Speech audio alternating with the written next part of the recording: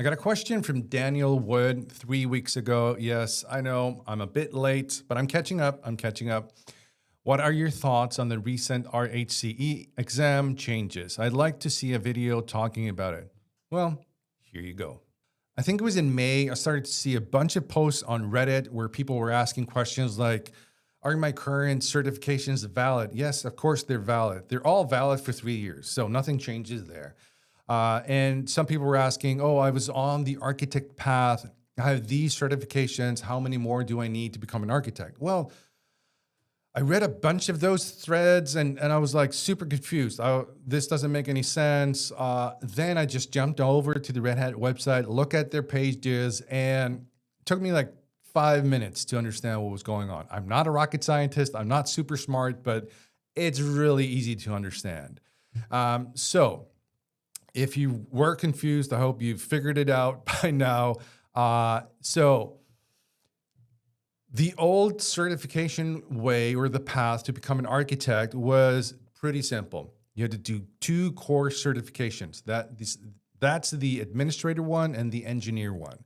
Then you had to do 5, pick your poison, like 5 certifications. It doesn't matter if it's OpenShift, Cloud, AI, Enterprise Linux, Ansible, just do 5 and you're an architect. But the thing is, that's why I totally understand why they were doing this, is you're an architect in what? Tell me. Because you have 1 OpenShift certification, you have 2 Ansibles, you have 1 Enterprise Linux one, and then you have 1 cloud. What are you? Nobody knows. So you're this robot put together that knows something about Red Hat. So this makes total sense to me. And also, it's better for me, and it's going to be better for you, and it's also going to be better for the person that's going to be hiring you for a specific job, because they know that you're an architect in Enterprise Linux or an architect in Ansible or OpenShift. See? So pick your poison, pick your lane, and now it's pretty simple. So let's just quickly scroll down. Oh, okay. So I should maybe tell you, because this is the Red Hat Certified Engineer playlist. Technically, because I want to become an architect in Enterprise Linux, I think that makes the most sense for moi, because I just want to become really good at Linux and everything on top of that, be it Ansible. I use an Ansible a lot in my work, but OpenShift. I don't really think about cloud native applications today. That's not my tea. But I was going to do the Red Hat Certified Systems Engineer certification, which is now just an Ansible. It's not an Enterprise Linux. So I've been studying for something that I don't need. So I understand why people are kind of like pissed off about this whole shebang.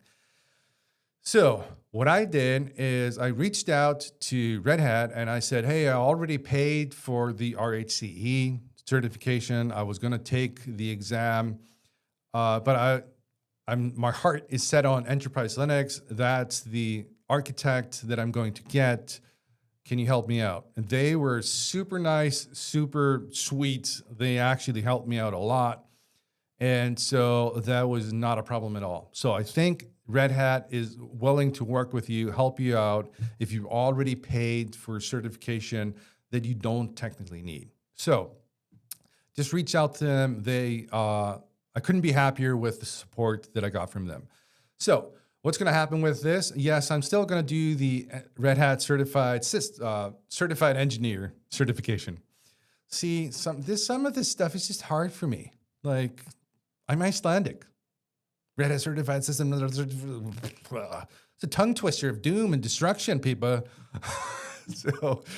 So it was confusing for people because some people had done, let's say, 3 certifications and none of them really fit into the path that they want to take. So I totally understand it. I understand the frustration, but this overall makes sense. And they technically should have done this from the get-go. So just my 2 cents. So I want to be an Enterprise Linux architect. I just want to be who I want to be. So I've done the administrator one. So I'm level 2. So there's technically one more core certification that we'll check that out. Let's just check it out right now. Let's just go. Let's go. So this is the one that I have right now. It's the systems administrator. I'm level 2. Level 3 is you've done the certified systems administrator that I have, and then you have to do this one. And I've already bought this one. I'm going to do this one in August, September. I don't know. It's just, if people want me to record and make that a video playlist about that, I'll do it sooner. I don't know. So it's really easy. So Enterprise Linux, that's the architect path that I'm on. The next step, I'm currently level 2. Next step is level 3. Then I need these 2. And level 4, then I can pick whatever one of these.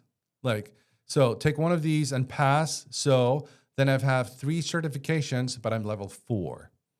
So if we check out here, then I'm a specialist. So I don't know which label is going to win in Red Hat is going to officially use. I'm guessing specialist, engineer, admin, dev. But I think level 1, 2, 3, 4, 5 makes sense to moi. So, so specialist level 4. And so once we become an architect, you can see that you have to have these 2 core certifications and then pass at least 3 of the following. So this is really easy, really easy.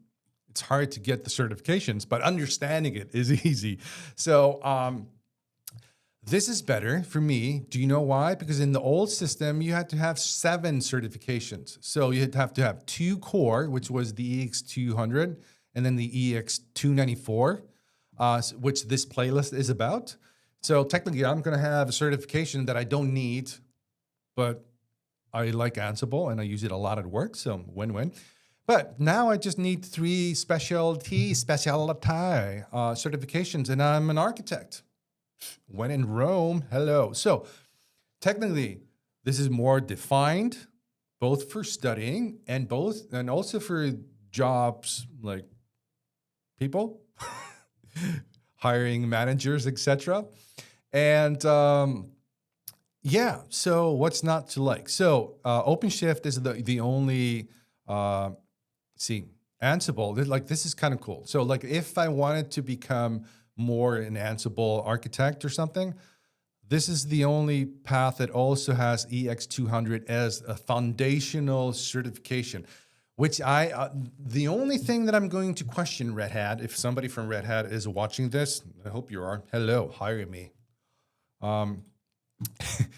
Is I feel like the EX200 should be a foundational required certification for all of these, because a foundational core certification about Linux is the glue that holds this whole paradigm together with my hands moving. Yes, my Italian blood is kicking in. So do you agree? I think if you're a cloud native applications guy, this is all fine and dandy. But I kind of feel like the EX200 should be the requirement that everything is built upon. So I hope this makes sense to you. It makes sense to me, and I'm not smart. These are just my 2 cents. So I'm actually pretty stoked. I was kind of sad at the beginning because I reached out to Red Hat and then I just got a flat out no. They were not going to help me. So I reached out again, talked to another person. And they were just, yeah, let's make it work. Let's fix it. So if you get a hard no, reach out again, reach out and touch faith. So maybe I was lucky. I don't know. I did not email them as the Linux Ninja with my 2,000 subscribers. Had nothing to do with that. Yeah, so reach out if you have any issues. So at the beginning, when this first came out, I was like, I've been recording a playlist, I've been studying, but to be honest, studying in Linux is never something you just throw away. It's all, you throw it in the bag of skills and knowledge, and so it's all good. So yes, since I already have this, I am going to take this certification. So technically in Ansible, I would be level engineer, level 3. That's kind of cool. So then we're going to jump back, focus on enterprise Linux, us, the Linux Ninja, team and get our level 3, which is this certification that I've already bought. And let's just roll. So I hope I explained this well. This is not super complex, but I understand in the beginning, initially people were confused. But yeah, so tomorrow I am going to release the video, release it into the wild, the Ansible SE Linux video. And so stay tuned, click like and subscribe. Appreciate you watching. And until next time, bye-bye.